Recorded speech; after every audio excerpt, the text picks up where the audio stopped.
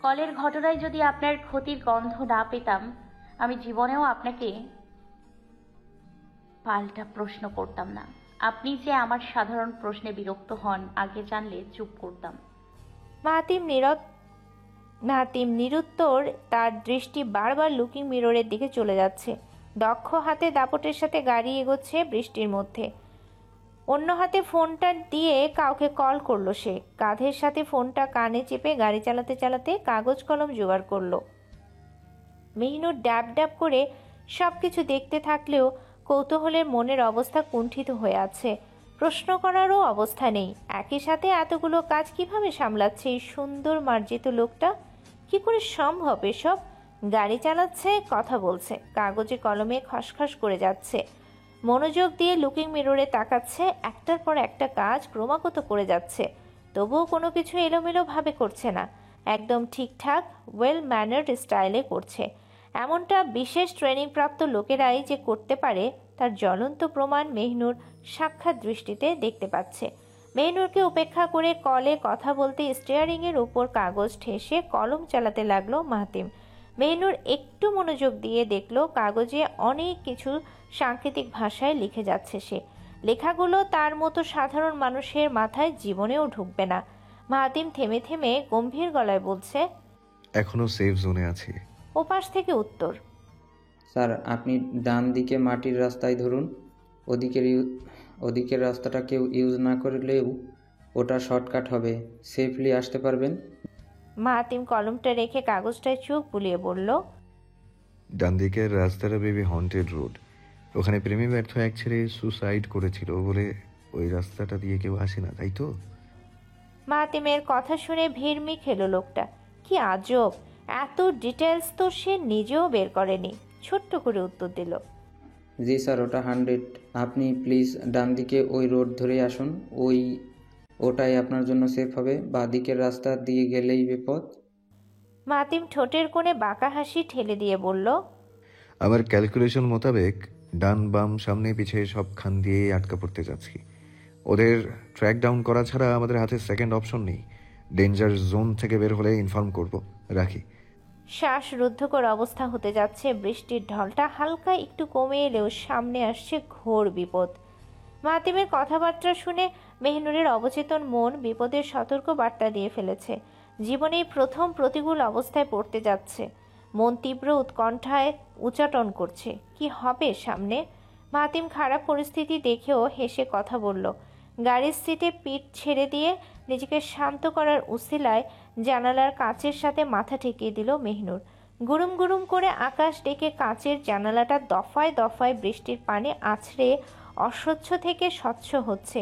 প্রকৃতির সাথে বৃষ্টির রফা দফা দৃশ্য দেখার জন্য জানালার বাইরে চোখ রাখল মেহনুর। স্বাভাবিক চাহনিতে ভেজা গাছপালাগুলোর বৃষ্টি স্নান অবস্থা দেখতে হঠাৎ চোখ থমকে গা শিউরে উঠল। গাড়ির স্পিড আরো বেদম গতিতে বেড়ে যাচ্ছে এদিকে। মেহনুর ভালো করে স্পষ্ট চোখে দেখার জন্য লুকিং মিররে চোখ দিতেই ভয়ে জানালা থেকে সরে এলো। মুখ ঘুরিয়ে মাহাতিমের দিকে তাকাতেই দেখলো ইতিমধ্যে বিচক্ষণ দৃষ্টিতেও সেই লোমহর্ষক ঘটনাটা ধরা পড়ে গেছে। মূলত এ কারণেই বেড়ে যাচ্ছে গাড়ির স্পিড। মাহাতিমের শক্ত কঠোর তেজি মুখটা দেখে চোখ বন্ধ করে মাথা নামালো মেহনুর। আতঙ্কে শটটাও অতল স্তরে নিচে নামিয়ে বলল, পিছন থেকে 3টা গাড়ি ধাওয়া করছে। বন্ধ এসির গাড়িতে জোরে নিঃশ্বাস ছাড়ল মাহাতিম।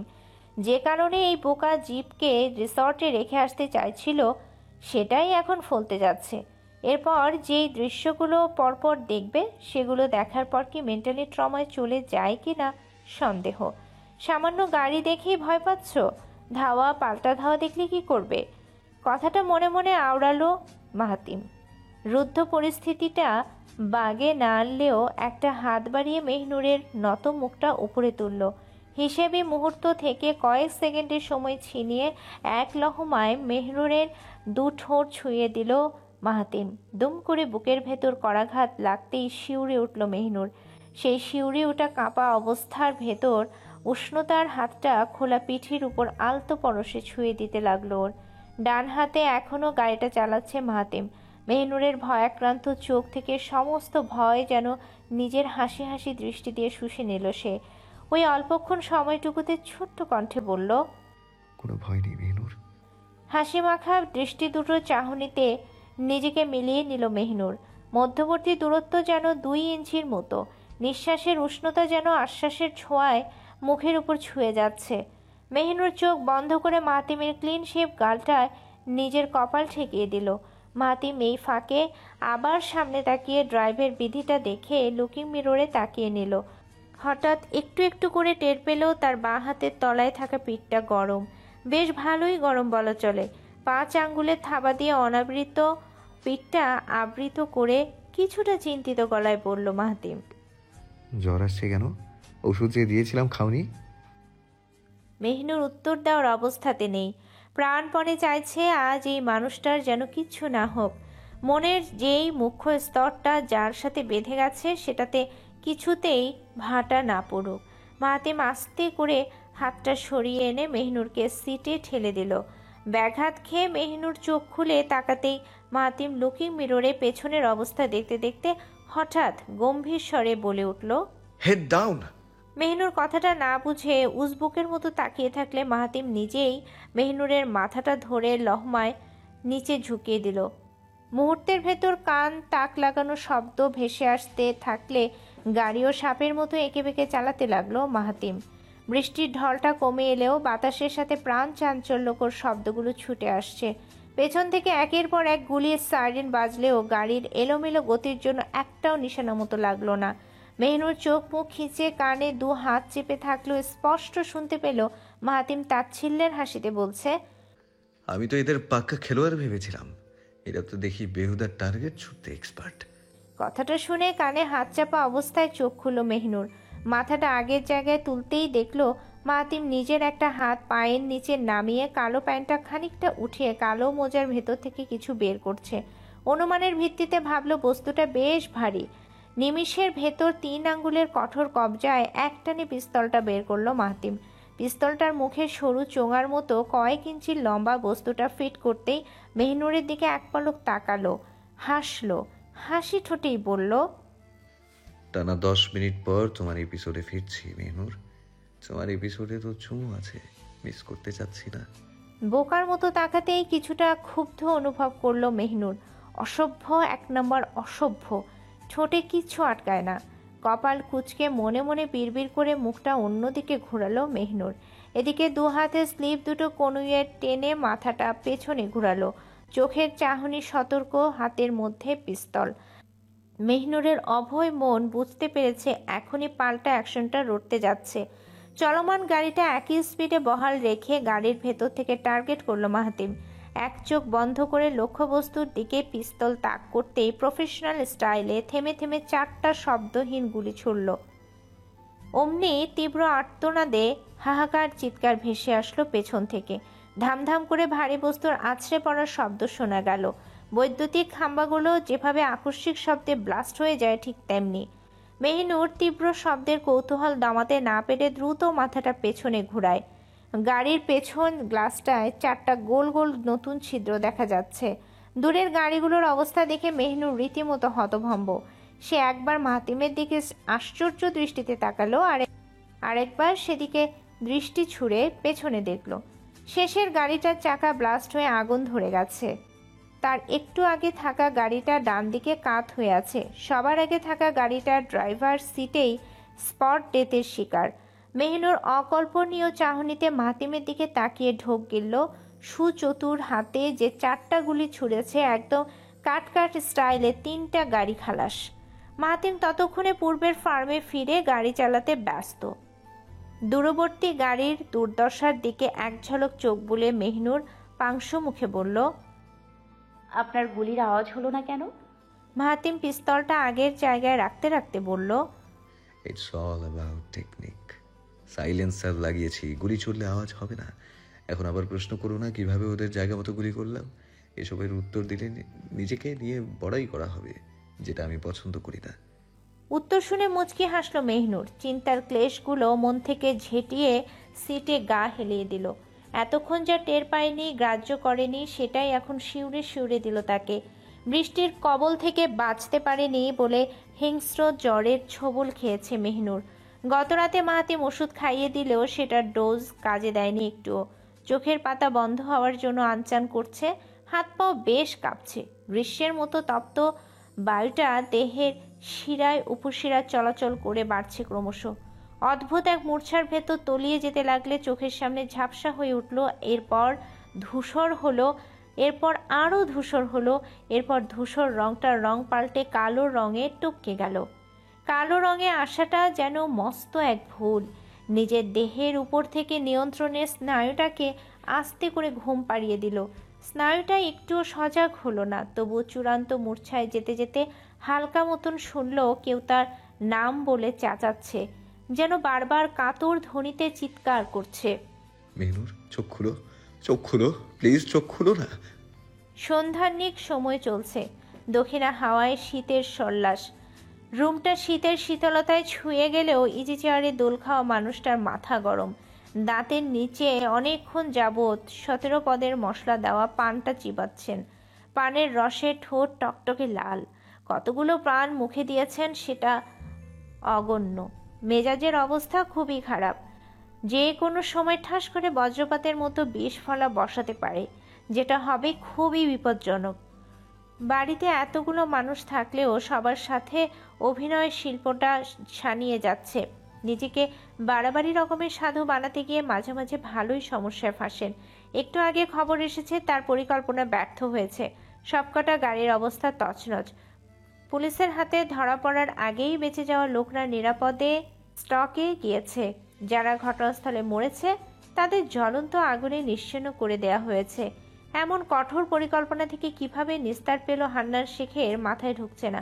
গাড়িটা ঠিকঠাক মতো জায়গায় গুলি ঠুকেও গুলি খেয়ে কাত হয়ে মরল। হান্নান শেখ ইজি চেয়ার থেকে উঠে গায়ে মোটা শালটা জড়িয়ে নিলেন। সন্ধ্যার সদ্য নেমন্তন্ন কুয়াশার ভেতর তিনি কাউকে না জানিয়ে বেরিয়ে গেলেন। পেছন থেকে মাহমুদা অবশ্য জিজ্ঞেস করেছিল, কিন্তু হান্নান শেখ সেটার যোগ্য উত্তর দেননি। গায়ে পায়জামা পাঞ্জাবি পরা মুরব্বী চেহারার গণ্যমান্য হান্নান শেখ গায়ে শাল চেপে হাত দুটো পিছ মোড়া করে নির্বিঘ্ন পায়ে হেঁটে যাচ্ছেন।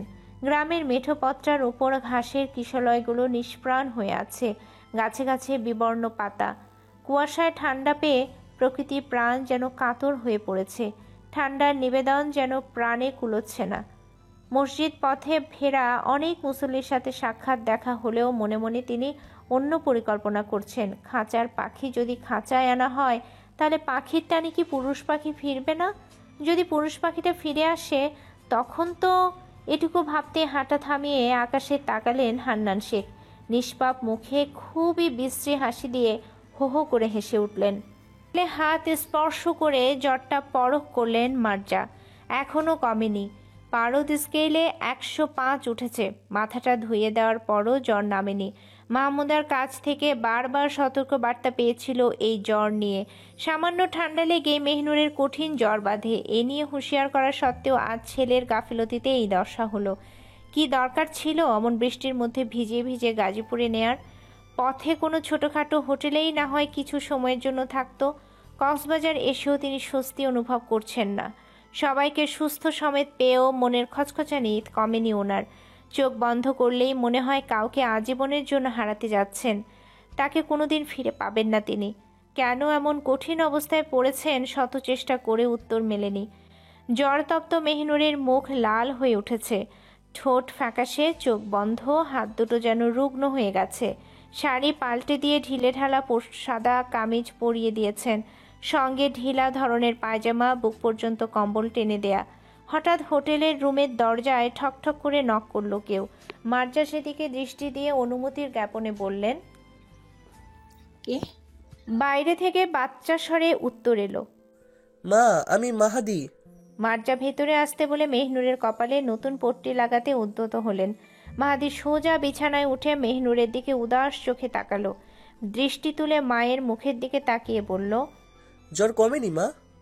মার্জা ভারী নিঃশ্বাস ছেড়ে মলিন কণ্ঠে বললেন, না রে বাবা, কমার নামই নিচ্ছে না। এমনই শরীরে কিছু নেই। এই জ্বর যে কি অবস্থা করে দিল, এখন ডাক্তার কই পাই? মাহাদি একটা হাত এগিয়ে মেহনুরের গরম হাতটা আষ্টে পৃষ্ঠে ধরল। কাঙ্ক্ষিত কথাটা আস্তে আস্তে মাকে শুনিয়ে বলল, মা, ভাইয়া বলেছে গা স্পঞ্জ করে দিতে, তাহলে নাকি জোর নামবে। আর মার্জা ভ্রু কুচকে চোখ রাঙিয়ে খ্যাপাটে গলায় বললেন, তোর ভাই কি এখন আমাকে শেখাতে আসছে? ওর কি জীবনের জ্বর হয়নি? ওর জ্বর কি আমি নামাইনি? আমার হাতে বড় হয়ে এখন আমাকে টোটকার খবর দিচ্ছে। ওকে আমার সামনে আসতে বলিস। অধমটাকে ঠাটিয়ে চর না মারলে বুকে শান্তি পাবো না। এবার ঠিকই চর মারবো। মায়ের বিদঘুটে রাগ দেখে তাড়াতাড়ি সেখান থেকে কেটে পড়ল মাহাদি। না জানি এবার ভাইয়ার রাগ এসে নিজের উপরেই পড়ে।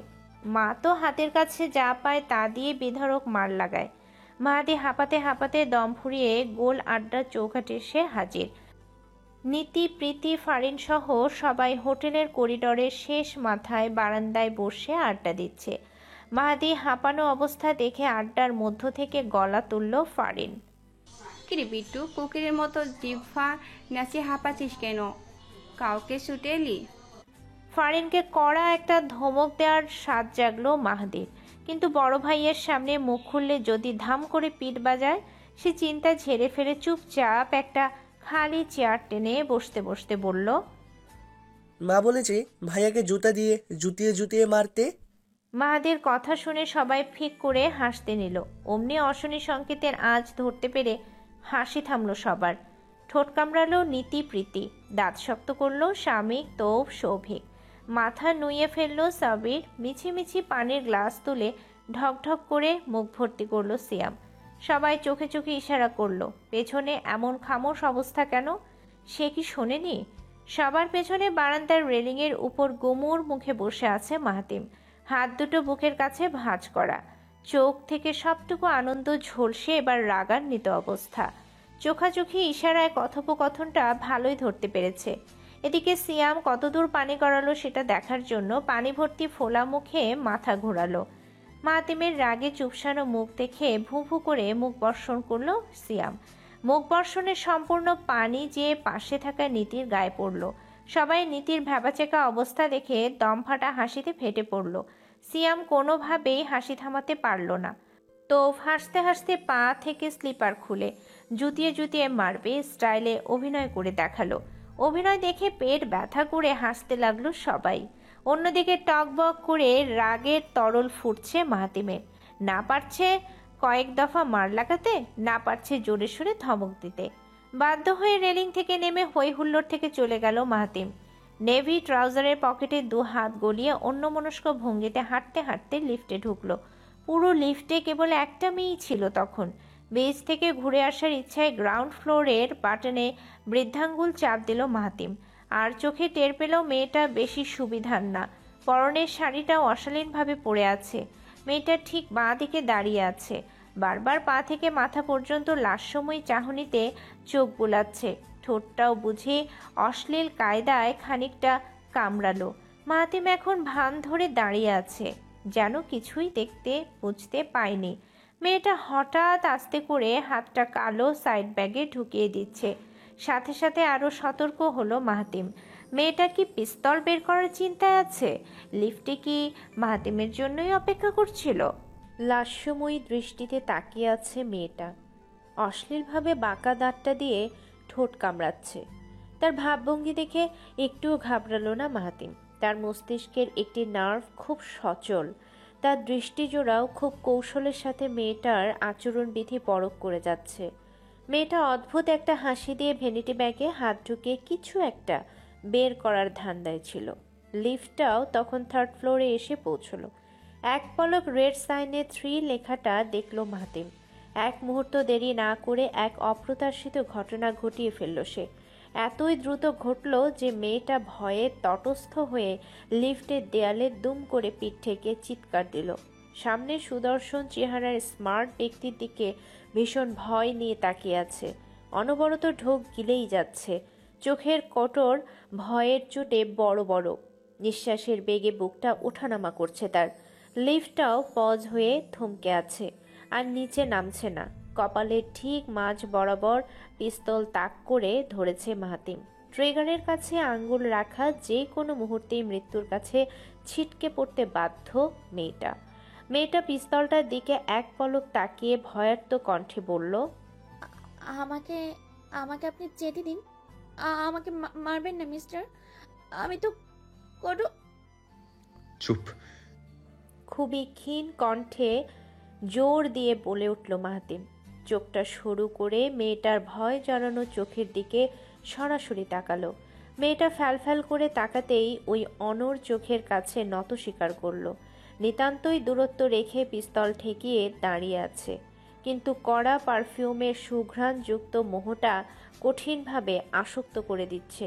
এমন স্বচ্ছ পার্সোনালিটির পুরুষদের হাতে ভারী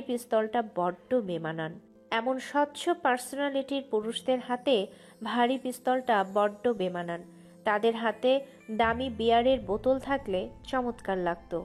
শান্ত অথচ সংযত ঠোঁটটায় একটা বেনসন চেপে রাখলে মন্দ হতো না। কালো গেঞ্জিটার দিকে তাকালেই বুকটা কেমন কেঁপে ওঠে। খাপে খাপে 6টা ভাঁজের আদল স্পষ্ট বোঝা যাচ্ছে। দু হাতে টি শার্টটা খুললেই ভয়ঙ্কর কিছুর মুখোমুখি হবে নিশ্চিত। মাহাতিমের ইচ্ছে করছে ঠাস করে মেয়েটার গালে চড় মারতে। পরিবার নিয়ে হোটেলে উঠেও এমন জঘন্য ঘটনার মুখোমুখি হতে হবে সেটা চিন্তাও করতে পারেনি। এরা সংঘবদ্ধ দল হিসেবে বিভিন্ন হোটেলে হোটেলে ঘুরে বেড়ায়। কোনো ধনী বা টাকা পয়সাওয়ালা লোকদের কাছে স্বেচ্ছায় দেহ বিকিয়ে দেয়। রাত কাটিয়ে ওইসব লোকদের কাছ থেকে টাকা হাতিয়ে ভোরের মধ্যেই পগার পার। মাহাতিম দাঁত কিরমির করে রাগ দেখিয়ে বলল, ট্রিগারটা চাপলে কি হবে জানো? ডিরেক্ট মৃত্যু। ব্যাগ থেকে যেই প্যাকেট বের করতে চাচ্ছিলে সেটা এক্ষুনি বাইরে গিয়ে ফেলে দেবে। এই ব্যবসায় কেন নেমেছ? লজ্জা করে না এসব করতে? মেয়েটা হুমকি খেয়ে গড়গড় করে সব বলে দিল। মেয়েটার নাম বন্যা। সে প্রায় 3 বছর যাবৎ এ লাইনে কাজ করছে। অনাথ, আত্মীয় বলতে কেউ নেই। দারিদ্রতার জন্যই এ পেশায় নিয়োজিত এবং সে মাহাতিমকে এখানে আসার পর থেকেই ফলো করছিল। কিন্তু মাহাতিম যে সাধারণ ব্যক্তির মতো নয় এবং ওইসব নারী পিপাসু চেতনাও নেই সেটা বুঝতে পেরেছে বন্যা। চুপচাপ পিস্তল নামিয়ে সেটা কোমরে গুজল মাহাতিম। মেয়েটার হাতে কিছু টাকা এবং একটা কার্ড ধরিয়ে বলল, কার্ডে একটা নাম্বার আছে, ওটায় কল দিয়ে আনসারি নামটা বললেই এনাফ। স্যালারি কত লাগে ঠিকঠাক মতো সেটা ফাইনাল করে দেবে। আর যদি কখনো এই লাইনে থাকতে দেখি, পরের বার নিজের অস্তিত্ব খুঁজে পাবে না। চলে যাও। মেয়েটা অপরাধী মুখে চোখ নামিয়ে রেখেছে। হাতে কার্ড ও টাকা পেয়ে কিছুক্ষণ চুপ থাকার পর হালকা গলায় বলল, আপনি আমাকে সাহায্য করলেন কেন? আমি তো আপনার ক্ষতি করতেই চেয়েছিলাম। লিফটটা অন অপশনে চাপ দিতেই এক পলক মেয়েটার দিকে তাকালো সে। শেষে চোখ ঘুরিয়ে স্বাভাবিক মেজাজে বলল, পাপ মোচনের সুযোগ দিলাম। নিজেকে আর দূষিত না করে কলঙ্কের দাগ ঘুচিও। মেয়ে হিসেবে নিজের প্রেস্টিজ বিক্রি করে সংসার দেখবে, এটা লজ্জার। কর্মে খাটো, শ্রম দাও, নিজ বুদ্ধিতে টাকা ইনকাম করো। এসব অনৈতিক পথে থাকার মানে হয় না। মরলেও তুমি শান্তি পাবে না, বুঝেছ? চলে যাও। মৃদু আওয়াজে লিফটের 2 দ্বার খুলে যেতেই বন্যা মাথা নিচু করে বেরিয়ে গেল। 2 পা এগোতেই হঠাৎ কিছু একটা মনে পড়ার ভঙ্গিতে দাঁড়িয়ে পড়ল। মাহাতিম সেদিকে কপাল কুঁচকে তাকাতেই বন্যা মাথাটা পিছু ঘুরিয়ে চোখে চোখ রেখে অকপটে বলল, আপনার শার্টলেস মেয়ে মানুষকে করুণভাবে ঘায়েল করার যোগ্যতা রাখে মিস্টার। পিস্তলের চাইতেও মারাত্মক। কোনো বিশেষ প্রতিক্রিয়া দেখা গেল না মাহাতিম আনসারির। সদা সর্বদার মতো গুমোর মুখে স্বাভাবিক ভঙ্গিতে তাকিয়ে রইল। লিফটের বাটন অপশনে ক্লিক করে পকেটে হাত গুজতেই দুদিক থেকে 2টো সিলভার দরজা আসতে লাগলো। হঠাৎ এবং 1 সেকেন্ডের জন্য ঠোঁটের ডান কোণে বাঁকা হাসি ফুটল মাহাতিমের। হাসিটুকু মিলিয়ে দিয়ে লেগে গেল লিফটের দরজা। ছোট ছোট পায়ে হোটেল এরিয়া ত্যাগ করে কখন যে অন্যমনস্ক ভঙ্গিতে বালুকা স্থানে চলে এলো খেয়াল নেই বন্যার। হাতে এখনও সাদা কার্ড এবং কচকচে 5টা 1000 টাকার নোট। চোখ তুলে সামনে তাকালো বন্যা। বালুময় জায়গাটা সন্ধ্যার মায়াতে নির্জন হয়ে উঠেছে। ডুবো ডুবো কমলা লেবুর গোল অরুণের চাকাটা সমুদ্রের নিচে যেন তলিয়ে যাচ্ছে। আস্তে আস্তে জ্বলন্ত পিণ্ডটা তেজ হারিয়ে সমুদ্রের প্রশস্ত বুকে গা ভাসাতে প্রস্তুত। বন্যা দেখলেও প্রকৃতি যেন আগুনের পিণ্ডটাকে সমুদ্রের জলধারা দিয়ে আগলে নিল, সমস্ত দাপট শোষণ করে নির্বিকার বানিয়ে দিল সূর্যটাকে। পাপমোচন শব্দটা যেমন ছোট্ট, তেমনি এর ভাবার্থ যেন বিশাল কিছু। কিছু টাকা কি অভুক্তদের মাঝে বিলিয়ে দেবে? দিলে ভালো হয়। তার পেটেও তো সকাল থেকে কিছু পড়েনি। আকাশে কোনো তারা নেই, চাঁদের আলো নেই, সব কিছু কেমন নিস্তব্ধ। কুয়াশা যেন প্রবলভাবে ঘনীভূত হচ্ছে। দূর দূরান্তের দৃশ্যপট এখন ধোঁয়ার চাদরে ঢাকা। ঠান্ডায় পায়ের তলা যেন গরম হওয়ার নাম নেই। তার উপর সকাল থেকে নষ্ট ফোনটা নিয়ে কল করে যাচ্ছে শাহনাজ। গ্রাম্য ভিটায় একমাত্র আদরের টুকরোটা যেন মেহনুরই ছিল, নিজের সহোদর বোন সাবার থেকেও প্রিয়। আদরের টুকরোটা যখন স্বামীর হাত ধরে শহরের দিকে ছুটল, সে আর পিছু ফিরে আসেনি। শেফালির হাতে কড়াই গঞ্জায় মার খেয়ে যখন সব বোনেরা খিচিয়ে থাকতো, তখন ছোট্ট মেহনুর ঠোঁট ফুলিয়ে কান্না চোখে বুবু মানুষটাকে জাপটে ধরত। মাঝে মাঝে আকাশ ডেকে উঠলে দৌড়ে পালিয়ে ছুটে আসতো শাহনাজের কাছে। দুহাতে শাহনাজকে জাপটে ধরে কতবার যে বাজের শব্দে চমকে উঠত হিসেব নেই। কখনো মায়ের মতো, কখনো বোনের মতো মাথায় হাত বুলিয়ে দিত। আজ বুলিয়ে দেওয়ার মাথাটা কাছে নেই। মোটা লেপে গা ঢাকা দিয়ে শুয়ে আছে শাহনাজ। ঘড়িতে 10টা বাজলেও এখন গভীর নিশুতির মতো নিঃশব্দ হয়ে আছে। নষ্ট বাটন ফোনটা ছোটোখাটো ভাবে আছাড় দিতেই ফোনের স্ক্রিনটা জ্বলে উঠল। সাথে সাথে খুশি হয়ে গেল শাহনাজ। তড়িঘড়ি করে মেহনুরের নাম্বারে কল দিল, কিন্তু ফোনটা বন্ধ বলল। হতাশ শাহনাজ জানে তার নিজের ফোনটাও কিছুক্ষণের ভেতর বন্ধ হয়ে যাবে। যা করার চটজলদি করতে হবে। অনেক ভেবেচিন্তে সে মাহাতিমের নাম্বারে ডায়াল করলো। আল্লাহ আল্লাহ জপতে জপতে দুশ্চিন্তায় পড়ল শাহনাজ। না জানি মাহাতিমের নাম্বারটাও বিজি দেখায়। এদিকে অভাবনীয় কায়দায় কলটা চট করে রিসিভ হলো। ওপাশ থেকে গাঢ় গলায় বলল, আসসালামু আলাইকুম শালিকা, কি খবর? শাহনাজ প্রচন্ড খুশিতে এক লাফ দিয়ে বসলো। লেপটা ফেলে জানালার কপাটটা খুলে খুশি হয়ে বলল, ওয়ালাইকুম আসসালাম ভাইয়া, আমার নাম্বার আপনি চিনেছেন? কি কপাল, কি কপাল। আমি ভালো আছি ভাইয়া, আপনার কি অবস্থা? আপনি তো আমাদের ভুলেই গেছেন। ভাইয়া, মেহরুন কেমন আছে? ওকে একটু লাইনে দেওয়া যাবে? ওর তো ফোনটা বন্ধ, অনেক চেষ্টা করলাম কিন্তু পেলাম না। চোখ বন্ধ করে জোরে নিঃশ্বাস ছাড়ল মাহাতিম। কি উত্তর দিবে এখন? বলবে তোমার বোন জ্বরে কাতরাচ্ছে, আমার দোষে এমন বাজেভাবে অসুস্থ? উত্তর না পেয়ে ওপাশ থেকে হ্যালো হ্যালো করে উঠল শাহনাজ। অস্থির কণ্ঠের কাছে আধো মুখ করে মাহাতিম সাড়া দিল, মেহনুর ঘুমিয়ে পড়েছে শাহনাজ, কাল সকালে যদি কথা বলিয়ে দিই সমস্যা হবে। আমি দুঃখিত, ওকে এখন জাগাতে পারছি না। শাহনাজ দ্রুত মাহাতিমকে আড়ষ্টতা থেকে রেহাই দিল। স্বাভাবিক কণ্ঠে হাসি দিয়ে বলল, না ভাইয়া, এভাবে বলতে হবে না। ও যেহেতু ঘুমাচ্ছে তাহলে ঘুমাক। আমার ফোনটা নষ্ট বলে এতদিন ওকে কলটা দিতে পারিনি। ওকে আমার কথা বলে দিবেন। নিজেকে চূড়ান্ত সীমায় স্বাভাবিক রেখে কথা সারল মাহাতিম। একটুও শাহনাজের মনে সংকোচ বাড়তে দিল না। বিশাল বড় জানালা দিয়ে বাইরের স্বল্প আলোটা রুমে ঢুকছে। রুমটা আজও লাইটহীন। সবাই যার যার হোটেল রুমে ক্লান্ত দেহে ঘুমোচ্ছে, অথচ তার চোখে ঘুম নামক কিছুই নেই। বিছানায় বসে ফ্লোরের দিকে মাথা ঝুঁকিয়ে আছে, চোখ দুটো নিজের হাতের উপর স্থির। গাড়ির মধ্যে যখন মেহনুর বেহুশ হয়ে গেল, সে চিৎকার করে ডাকার পরও উঠল না, তখন মাহাতিম বুঝতে পেরেছিল ভয় কি জিনিস। ভয়ের ব্যাখ্যাটা হাড়ে হাড়ে টের পেয়েছে, কঠিনভাবে পেয়েছে। পুরোটা রাস্তা কেমন পাগল পাগল অবস্থায় ড্রাইভ করেছে, সেটা বোধহয় এই ড্রাইভিং জীবনে প্রথম। কান্নার চোখ দুটো তো সে কবেই শুকিয়ে গেছে, তবু শুষ্ক চোখ দুটোয় যেন বর্ষা নামতে চেয়েছিল।